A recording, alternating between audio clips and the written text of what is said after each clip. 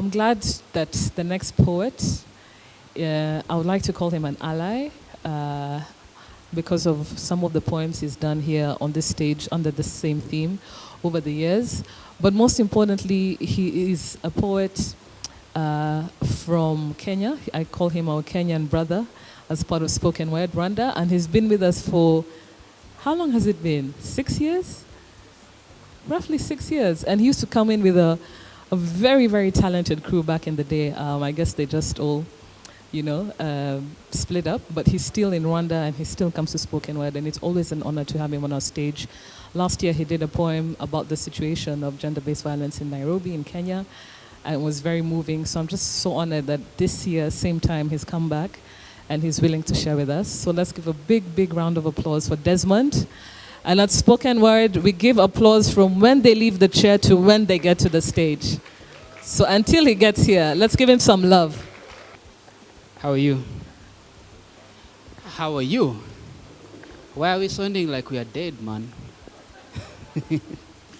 So,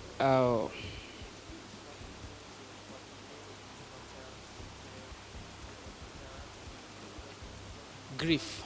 I'm guessing each one of us, grief is part of life, right? And I think at one point or another, we have lost or we are going to lose someone that we love or someone that we care for. So they say that grief is a terrible landlord. It never tells you when the rent is due. It just shows up and expects payment, and you never know when it's gonna come. Most times it comes in installments. Like this wave that sort of hits you, and I have dealt with it so many times. You see, where I come from, we love ugali. Our matatus, that is our buses that we use for public transport, our matatus are the coolest in the world. We have the best marathon runners. We love nyama choma, and beer is our drink of choice. But you see, 152 to most is just a number. But it's the number of our dead sisters, is the number of our nieces, the number of our cousins. That is the number of our babies killed last year for nothing but being a woman, for wanting love, for falling in love. Around here, we rape our girls. We kill our women. The Nigerians in our country are mutilating and putting our girls in garbage bags. In my country, body bags have more work than the youth. Our women have no voice because you know of what good is a woman. The forest and rivers know more about the dead than the graveyards. Our women cannot find random love because meeting a stranger in one way or another is a way of asking to be stabbed by a stranger. It's like signing a death sentence. Our Airbnb are our slaughterhouses. Our president threatens the judiciary, and then the young of the nations praise him. Our money has no value. Our girls are sold to the Middle East, tortured, and the government gives zero fucks. My country is a whorehouse where every leader is there to loot and take away whatever they find. Our rivers are growing thinner than a Victoria's Secrets model. Our young are depressed and hanging on nooses. I guess it's easier to afford a rape kit than it is to afford food. I don't like the noise. So we don't like the noise, so we beat our women. We tell them to shut the fuck up because around here we forget. And you know, forgetting is a communal amnesia, we call it. So when I sit here and I tell you that 152 is just not a number, it's because it's the number that represents Rita Waeni, it's Rebecca Wanjiru Modhoni, it's Talet Wahu, Mwangi, Christine Auma, Agnes Wanjiru, Margaret Mbudhi, Faith Kipiegon, Cynthia Makoha, Juliet Ward, and every other woman that has been killed because of being a woman. In my country, we kill our women because of what good is a woman. Of what good is a woman. The second poem that I'm going to perform.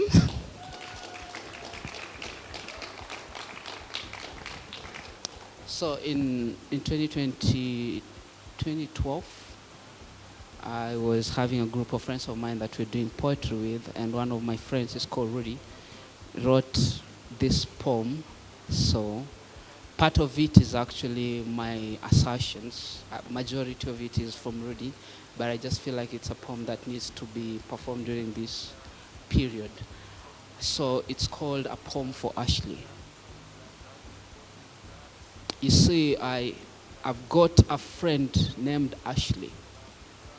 She has a Venus trap in between her legs, smiles like a pipe bomb full of fireflies. Last month, she got married to this dude named Damon, a 26-year-old boy with a short temper, no plans, and a heart like Rubik's Cubes. These days, her only hobby is trying to find the right combination to his unconditional love, but she can only figure out the colors that match the wounds he has left on her body, honestly. He treats her like a small country with no military and lots of oil. He occupies her whenever he wants. He invades her borders. He depletes her resources. I'm surprised that Dick Cheney's face isn't engraved on the back of her wedding ring. I was watching CNN the other day.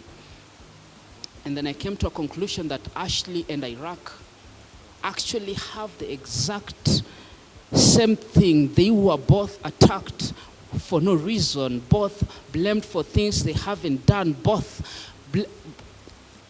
blamed for things they haven't done, both have no weapons of mass destruction. She's just a caterpillar that's already turned into a butterfly but hasn't realized that she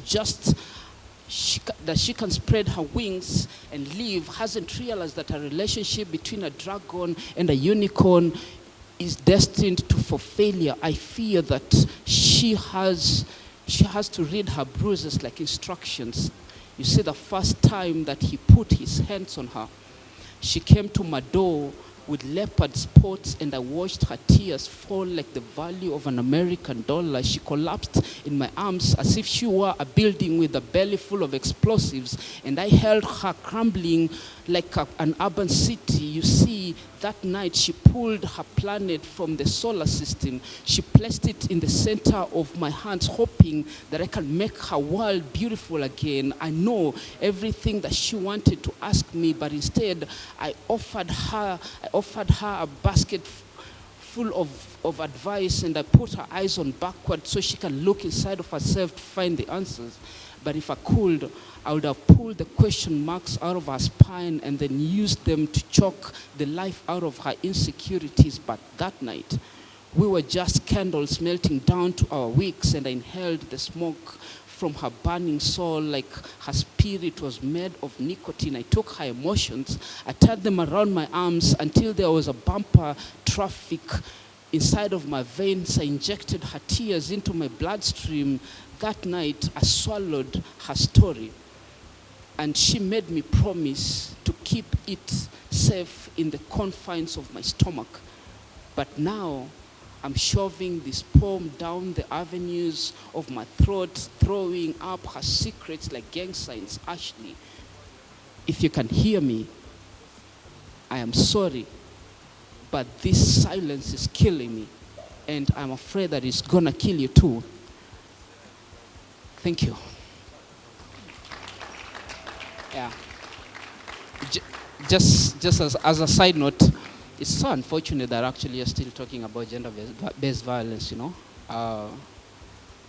it happens. People have anger issues, mental health, but it's nonsensical that we are beating women or killing women or killing people. It's not even women. It's not a female issue anymore. It's a human issue, just because of who they are. And I hope we can do better as a society. So, yeah, thank you so much.